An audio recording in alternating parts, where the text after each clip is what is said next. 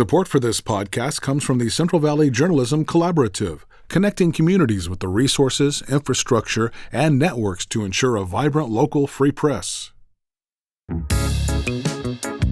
From KVPR in Fresno, this is Central Valley Daily. Happy Friday, it's November 14th. I'm Jonathan Linden, in for Elizabeth Arkalian. Should the Ten Commandments be displayed in classrooms? It's not the government's place to teach kids about religion. That's for their parents and going to church and things like that. One Valley School Board has been open to the idea, but there's pushback.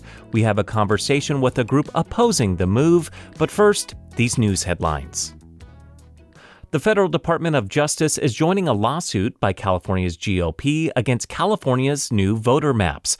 Voters overwhelmingly approved new congressional maps under Proposition 50 earlier this month. Prop 50 seeks to give Democrats an advantage in the House of Representatives. But conservative groups say the move is unconstitutional. The California Republican Party sued over the maps just a day after voters approved them. In a statement emailed to the Associated Press, Attorney General Pam Bondi referred to Prop 50 as a, quote, brazen power grab. The leader of the State Center Community College District has announced that she will retire next September. KVPR's Crescencio Rodriguez Delgado has more on the announcement from Chancellor Carol Goldsmith. The announcement was made at the district's headquarters in downtown Fresno. Goldsmith said the district is thriving, enrollment is strong, and finances are solid. But she said this feels like the right moment to step aside. She's ending a 30-year career in education. District leaders praised Goldsmith for her dedication and also concurred that the district has been headed in the right direction. The State Center Community College District has a large footprint. It oversees more than 50,000 students across 4 different college campuses in Fresno, Reedley, Madera, and Clovis. Goldsmith will stay on until next September to finish current initiatives. One of those includes a housing project at Fresno City College. That's where she previously spent 5 years as college president. For KVPR News, I'm Crescencio Rodriguez Delgado. A push to ban street vendors in Fresno's Tower District on weekend nights has encountered pushback. The proposal is meant to prevent disturbances as crowds leave bars. Our newsroom partner Fresno Land reports significant community opposition online and during the Fresno City Council's public comment period. The policy was tabled at this week's meeting and pushed to November 20th. A modified version of the proposal may focus on increasing fines for current violations instead of an outright ban. A prominent Fresno lobbyist is among those arrested this week for alleged fraud in Sacramento. Greg Campbell and several others were named in a federal indictment. The group is accused of conspiracy to commit fraud related to funds from a dormant political campaign for former U.S. Congressman Xavier Becerra. The Fresno Bee reports Campbell is under contract with the city of Fresno. Also accused is Dana Williamson. She is a former top aide to Governor Gavin Newsom. Governor Newsom is representing California at the UN's Global Climate Conference, COP30, in Brazil this week.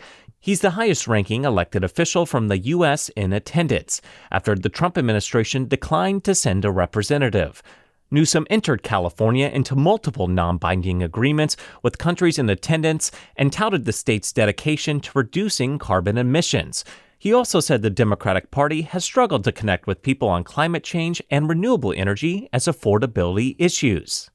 It's not about electric power, it's about economic power. I think we have to reframe it as a cost of living issue.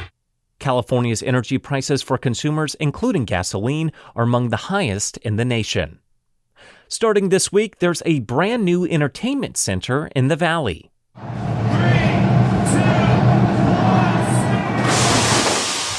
Hard Rock Casino Tejon has officially opened in Kern County. The brand new location, 30 minutes south of Bakersfield, opened in partnership with the Tejon Indian tribe. Casino operators held a so-called Qatar Smash ceremony on Wednesday to mark the occasion. The project cost $600 million, and officials say it's expected to provide more than 1,000 jobs in the local market.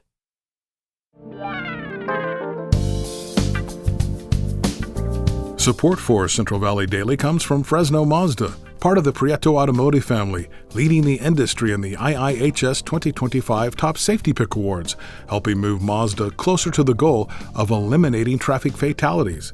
More information and the Mazda digital showroom available at myfresnomazda.com. And now to our main story. You shall not take the name of the Lord in vain. You shall not steal. You shall not bear false witness. Those are just a few of the items listed in the 10 Commandments. But should these religious teachings be part of a school environment? The Kern County Board of Education has been open to the idea in recent months. The board is a body that operates under the Kern County Superintendent of Schools and oversees 6 alternative education schools. Those serve about 400 students.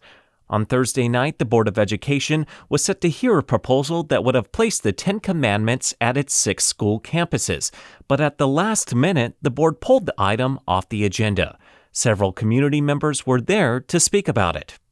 Placing the 10 Commandments in classrooms is a fight happening in multiple school districts across the country. One voice leading opposition to these efforts is the Freedom from Religion Foundation. That group joined with the American Civil Liberties Union in issuing a letter to the Kern County Board of Education. They urged the board to reject the proposal. Today, we're talking with Chris Line to understand more about why they oppose this idea. He's an attorney with the Freedom from Religion Foundation. Chris starts by explaining his group's recent efforts against the district. I think it's important to explain, though, that this is sort of phase 2 of a proposal, because we actually dealt with this situation already back in December in Kern County when they wanted to put the 10 Commandments up in every single classroom. The community showed up, said that they didn't want it. The ACLU got involved there. We at FFRF, we sent a letter at that time. And then sometime in January, the board dropped the idea of putting the 10 Commandments up in every single classroom. But then now, last month, we learned that they separately were going to now come forward and they wanted to put up the 10 Commandments in each school along with some other historical displays in sort of a big display that they put up. It sounds like probably like in the lobby or something, not in each classroom. So it seems pretty clear here that the board is intent on putting the 10 Commandments up. They tried one idea, which was not a good one, to put it up in the classrooms. FFRF, along with the ACLU and other groups, are currently taking lawsuits in Texas, Louisiana, in other states fighting against 10 Commandments in the classrooms. So I think they wanted to try a new tactic here, thinking it might be more legally permissible to create this sort of display. But it's very clear based on the actions of the school board that their intention here is actually just to get the 10 Commandments in front of kids in the schools. Have they indicated at all what other items they would be putting around the 10 Commandments? It sounds like they potentially haven't. From what I was seeing, I saw that it would include like the Declaration of Independence. I did see the national motto was thrown out there, "In God We Trust," which, just adds to the sort of religious nature. And then there were 2, the Pledge of Allegiance, I think, was also one of them. This is just going off of local news stories I've read. So you're a lawyer, Chris, with the Freedom from Religion Foundation, which, as you've kind of hinted at, opposes this proposal. Can you tell us why that is the case? Yeah, so that's what we do here at FFRF. We work to protect the separation of church and state, which says that our government cannot promote religion, cannot affiliate itself with religion. Here in America, we all have religious freedom rights to believe what we want. And in order for all of us to believe what we want, we have to have a government that's free from religion. And so that's why we get involved in situations like this, where a school board is trying to put the 10 Commandments up, a religious text that's only meaningful to, Christians and Jews, and doesn't really, serve all the people. There's a lot of people who are not Jewish or Christian who don't want to see, and even many Christians who also don't want to see these religious edicts put up inside of a school classroom. The government, it's not the government's place to teach kids about religion. That's for their parents and going to church and things like that. We in America have secular school classrooms. As you've mentioned, your organization operates on the overall premise that there is separation between church and state.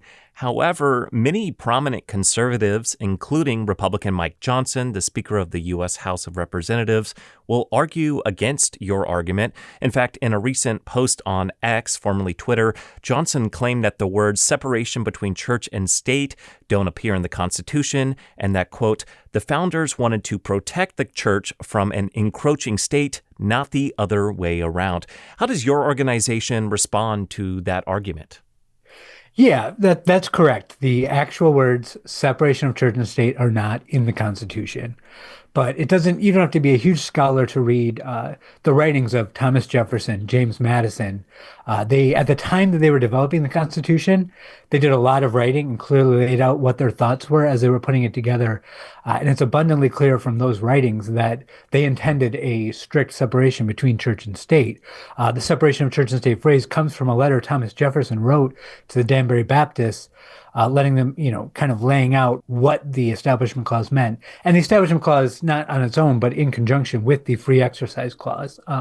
Because as I noted, we don't really have freedom to have our own religion if the government can impose a certain religion on us. You need freedom from religion in order to have your own religious beliefs. Now, I want to zoom out a little bit. You hinted at Texas, but this year, the state of Texas is requiring all of its schools to put up the Ten Commandments in classrooms. Is that something that's becoming more common across the country? And is your organization fighting those rules at all? Yeah, we're fighting them big. I mean, we've taken first off, yes, it is expanding across the country, and we are fighting it on every front. We've got a lawsuit in Louisiana regarding the Ten Commandments in classrooms. As you mentioned, Texas, Arkansas, and not only do we have those, we're expanding them when we can. So in many of our cases, we've won injunctions stopping certain school districts from being able to put up the Ten Commandments, and we've then tried to add new plaintiffs when possible to expand that to as many districts as we can to try to protect people there from having their students exposed to these school-sponsored religious edicts. Do you expect a court ruling on those laws at all that would reverse them, or what are your expectations right now? Yeah, I mean, it's clear that at some point there's going to need to be a ruling resolving this because, as we noted, it is expanding and a lot of different states are trying this. But as of right now, there's really no need for that because, the Supreme Court clearly already ruled on this issue. In 1980, the Stone v. Graham decision, the Supreme Court said that you cannot put the Ten Commandments up in school classrooms. And these new situations are no different than that case. Nothing has changed. This is the exact same situation that the Supreme Court, almost 50 years ago, said is not constitutional. And the only thing that's changed is obviously the people on the court. I do want to note that this rule, if passed, would only affect about 400 students who are directly enrolled in classes with the County Board of Education. Does this relatively small exposure make this proposal more palpable? What are your views on that situation specifically, because they serve such a small student population? Yeah, I mean, the Constitution protects everyone. It doesn't really matter, what school district you go to. So it's not like if you're at a giant school district, you get constitutional protection and the right to sort of hold your own free religious beliefs without coercion from the government. Even if this was two people at a school district, they would have the right to not have their rights violated in this way by the school district. So if they do pass this, is your organization prepared to respond at all? So I can't give a definitive answer on that, but we definitely would be looking to talk with parents in the district and see if there's anyone negatively affected that we might work with to challenge this in court if necessary. There's a lot of factors that go into that, so I can't say definitively what we would do, but this is clearly unconstitutional, as I said, under both the U.S. and California Constitution. So we would be looking into what actions could possibly be taken to stop this if they do vote yes. That was my conversation with Chris Line. He's an attorney with the Freedom from Religion Foundation. As I mentioned at the start, on Thursday night, the Kern County Board of Education pulled in an agenda item at the last minute that, if enacted, would have required its 6 schools to display the Ten Commandments in their school lobbies. KVPR will continue to cover this story as it develops. And that's today's show. Today's episode was produced by me, Jonathan Linden, Crescencio Rodriguez Delgado, and KVPR, with support from the Central Valley Journalism Collaborative. Find the latest local news anytime at kvpr.org.